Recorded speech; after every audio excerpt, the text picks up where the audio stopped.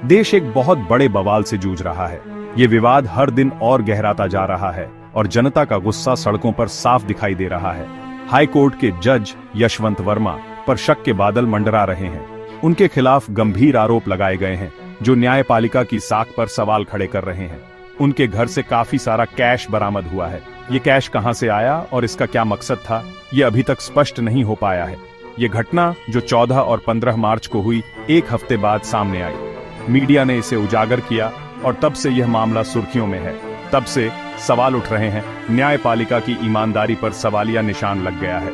लोग न्याय की मांग कर रहे हैं और सड़कों पर उतर आए हैं। जांच में देरी ने जनता के गुस्से को और भड़का दिया है। लोग यह जानना चाहते हैं कि आखिरकार न्याय कब मिलेगा।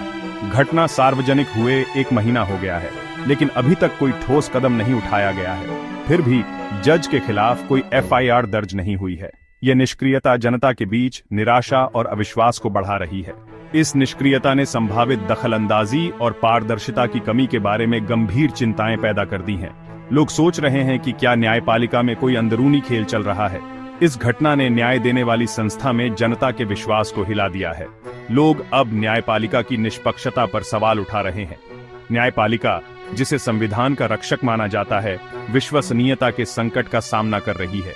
यह संकट हमारे लोकतंत्र के लिए एक गंभीर चुनौती है। अधिकारियों की चुप्पी नागरिकों के बीच बढ़ती बेचैनी को और बढ़ा देती है। लोग जवाब चाहते हैं, लेकिन उन्हें सिर्फ चुप्पी मिल रही है। कैश जज विवाद सिर्फ एक व्यक्ति के बारे में नहीं है। यह हमारे पूरे न्यायिक तंत्र की साख पर सवाल खड़ा करता है।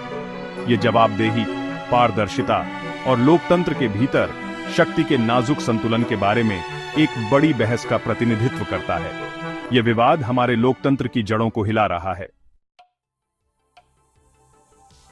उपराष्ट्रपति जगदीप धनखड़ ने कैश जज मामले में देरी पर गहरी चिंता व्यक्त की है। उन्होंने इस मामले में न्यायिक प्रक्रिया की धीमी गति और पारदर्शिता की कमी पर सवाल उठाए हैं। उन्होंने एक उच्च पदस्थ न्यायिक अधिकारी को दिए जा रहे तरजीही व्यवहार पर सवाल उठाया है। ये मामला न्यायपालिका की निष्पक्षता और पारदर्शिता पर गंभीर सवाल खड़े करता है।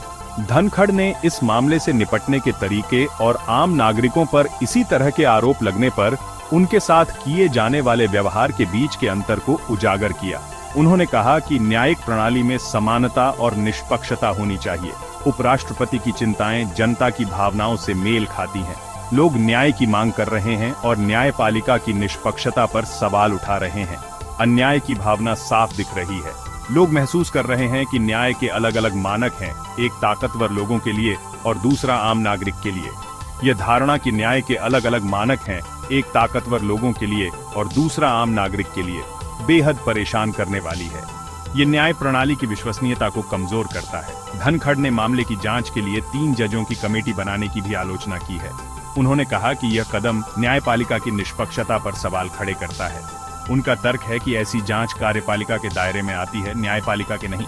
उन्होंने कहा कि यह संविधान के सिद्धांतों के खिलाफ है। उन्होंने जोर देकर कहा कि संविधान न्यायपालिका को ऐसी शक्तियां नहीं देता है।